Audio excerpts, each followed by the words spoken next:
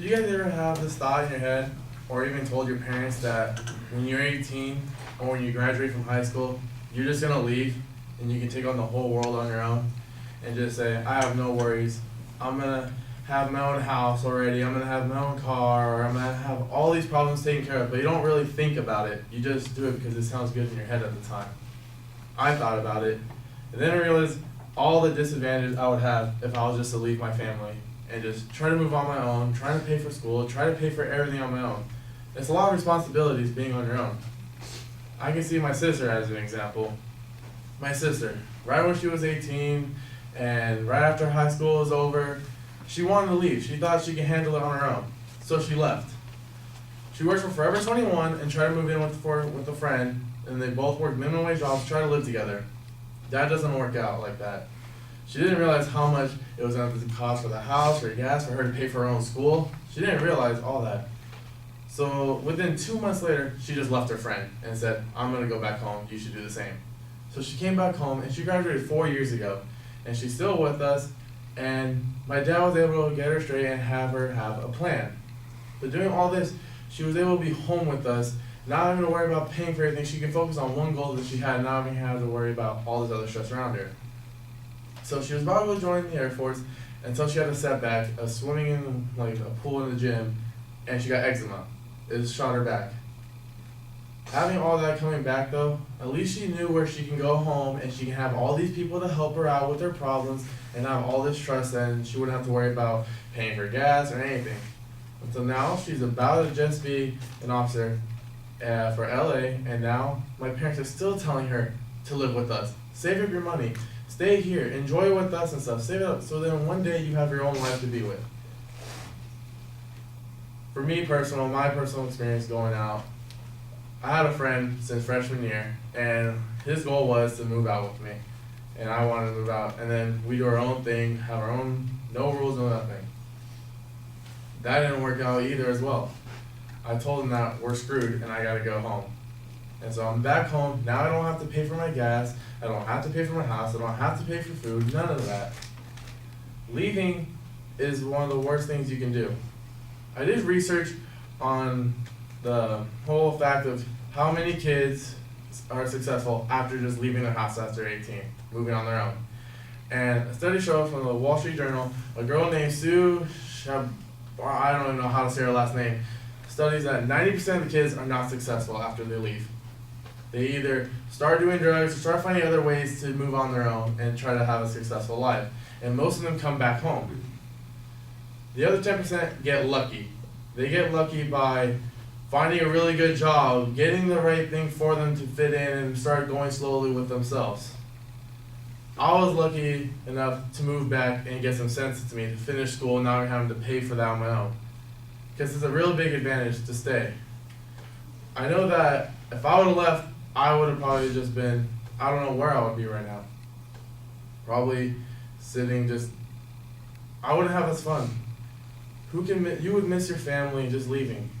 I plan on staying with my family until I'm like 20, I'm not saying stay with them until like you're 28 or 27. You gotta get out and have your own life now. That's kind of sad. But me personally, I'll find my job and stuff. I already know what I'm doing. I'm already halfway done going with schooling and stuff for EMT school and coming here for criminal and junior fire department. I'm already halfway done. 4 years from now, hopefully I get what I wanted to be. And then I'll move out, saving up money, saving up the time to do all the things I ever wanted to do in my life. It takes time. You can't rush life. Because one day it's going to come back and you're going to realize you should have been staying with them, saving up what you needed to do. So, my dad took me to someone that he knew. It was one of his friends, and he showed me his son's life. And it was a bunch of not comments, but I talked to his son.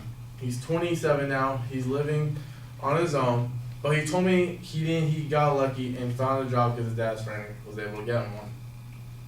He told me when he moved out of his house, he moved out with friends. He said it was hard, but he said he had fun. But the hard part was he started doing drugs. He went to jail. He started getting all this distribution of doesn't know what he wants to do now. I'm saying I'm just glad I'm staying home right now with my family. Some people might think it's low or like any type of else, but me staying with my family just benefits me to still be here and doing what I need to do in order to get out. There's times where I do make fun of my sister, saying that I'm about to be more successful than you are. We have those little competitions. Like, I'm doing my life straight right now, you're not. You gotta take time. But then comes back and stuff, but she is smarter than me and stuff. But as long as I have my family back home, knowing that right after here I can go home and stuff, not having to worry about going back to my apartment and trying to pay for bills, trying to pay for gas, it saves a lot of time for me. And I know I'm gonna be safer with my parents and my family backing me up in anything I need to do, helping me where I need to go. So one day I can grow up and be successful, just like how my parents were when they stayed at their houses. So overall, what I'm trying to get to you guys' point is, you can tell your brothers, sisters, ones who think that after high school that they're gonna wanna move out, live on their own, do their own thing, don't. I'm telling you guys to stay home with your parents until you guys are settled down with a successful life and job. Till the point you know you're able to take care of yourself, not having to run back to your family, asking for money or asking for any more advice. Because by the time now is 23, 24, you should be already having enough responsibilities and living your successful life. Thank you.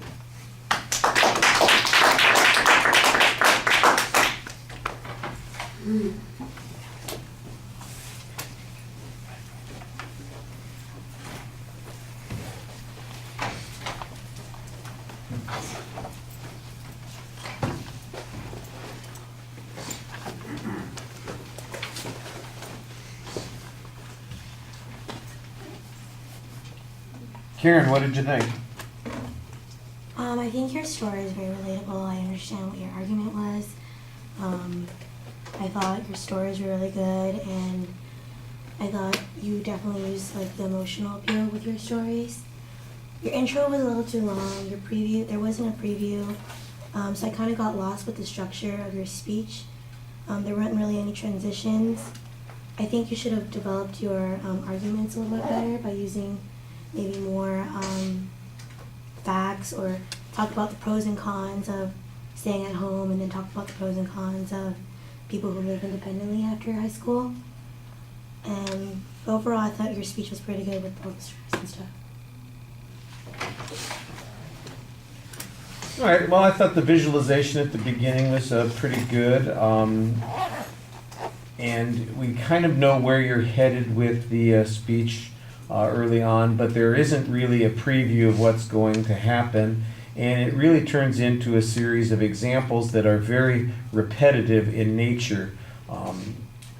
I think you need a lot more research in your presentation to make it an argument. I think you have one piece of research that you refer to in the presentation, the Wall Street Journal study, that you had difficulty pronouncing the name of the woman who apparently reported on this study.